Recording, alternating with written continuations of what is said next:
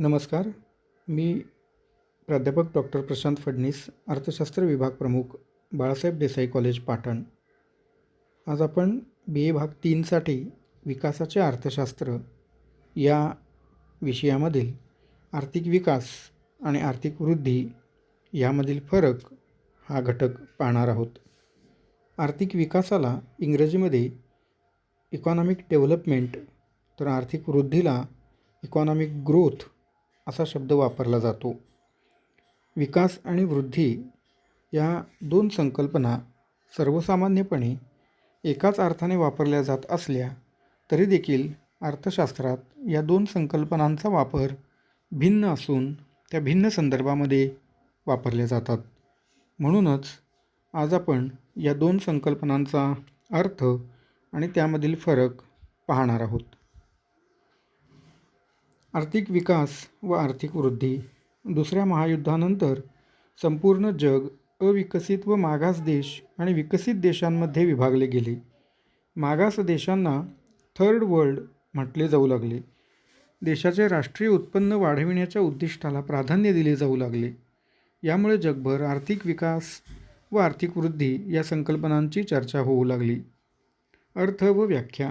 प्राध्यापक Joseph Schumpeter. आर्थिक विकास म्हणजे स्थितिशील अर्थव्यवस्थेत सातत्याने घडून येणारे बदल होय. आर्थिक विकासाची प्रक्रिया खंडित अथवा तुटक स्वरूपात असू शकते. यामध्ये संख्यात्मक व गुणात्मक प्रकारचे बदल अभिप्रेत असतात. याउलट आर्थिक वृद्धी म्हणजे गतिशील समाजात चिरस्थायी, संथ, क्रमशः व दीर्घकालीन घडून येणारे बदल होय. श्री ए. मेडिसन यांनी आर्थिक विकास व आर्थिक वृद्धी यांचा संबंध उत्पन्न पातळीशी जोडलेला आहे. विकसनशील देशात उत्पन्न पातळीत वाढ होणे याला विकास असे म्हणतात. याउलट विकसित अर्थव्यवस्थेत उत्पन्न पातळीत होणाऱ्या वाढीला आर्थिक वृद्धी असे म्हणतात. आर्थिक विकास आणि आर्थिक वृद्धी यामधील फरक. आर्थिक वृद्धी म्हणजे एकूण राष्ट्रीय उत्पन्नातील वाढ होय, तर आर्थिक विकास म्हणजे वास्तव राष्ट्रीय उत्पन्नातील वाढ होय. देशातील लोकसंख्या वाढीपेक्षा राष्ट्रीय उत्पन्नातील वाढ कमी असली तरी आर्थिक वृद्धी झाली असे म्हणतात.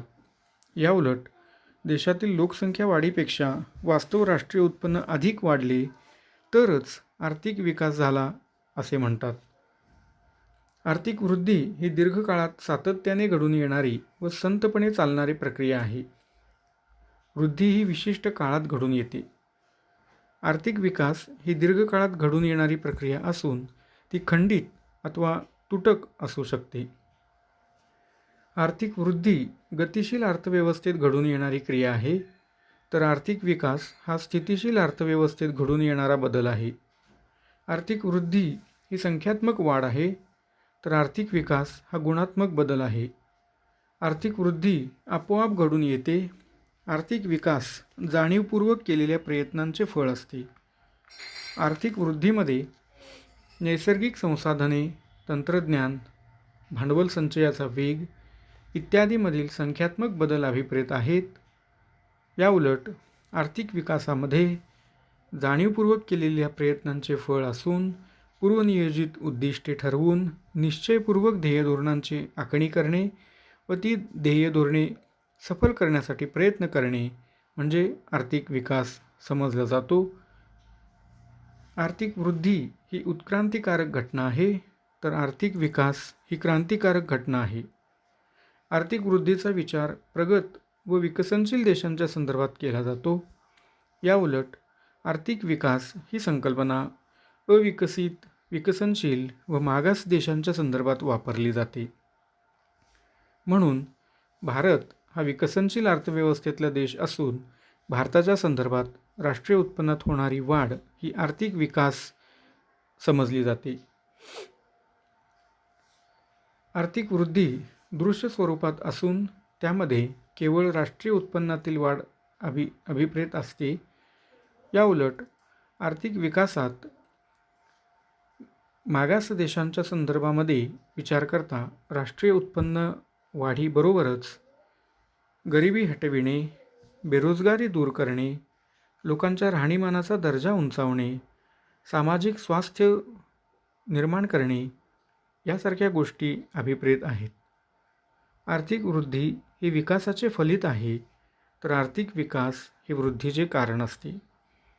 आर्थिक वृद्धीमध्ये हेराल्ड डोमर यांचे प्रतिमान मुख्यत्वे करून विचारात घेतले जाते.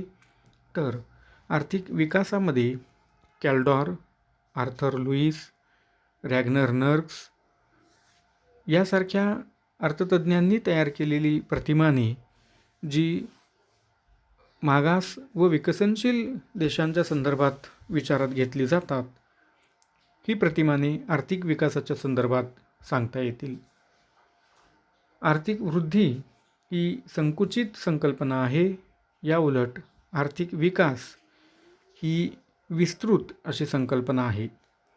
आर्थिक वृद्धी ही एका विशिष्ट कालावधीनंतर मोजली जाणारी वाढ आहे, तर आर्थिक विकास हा सुरुवातीपासून अर्थव्यवस्थेत झालेले बदल अथवा वाढ मोजण्याची संकल्पना आहे.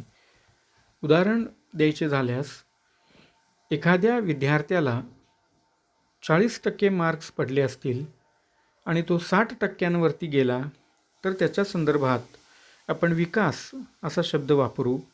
मात्र एखाद्या विद्यार्थ्याला 80% मार्क पडलेले असताना पुढील परीक्षेमध्ये जर त्याला 90% मार्क्स मिळाले, तर त्या विद्यार्थ्याच्या संदर्भात आपण वृद्धी हा शब्द वापरू.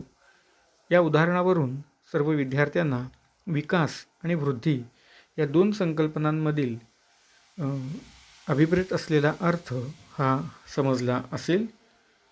धन्यवाद.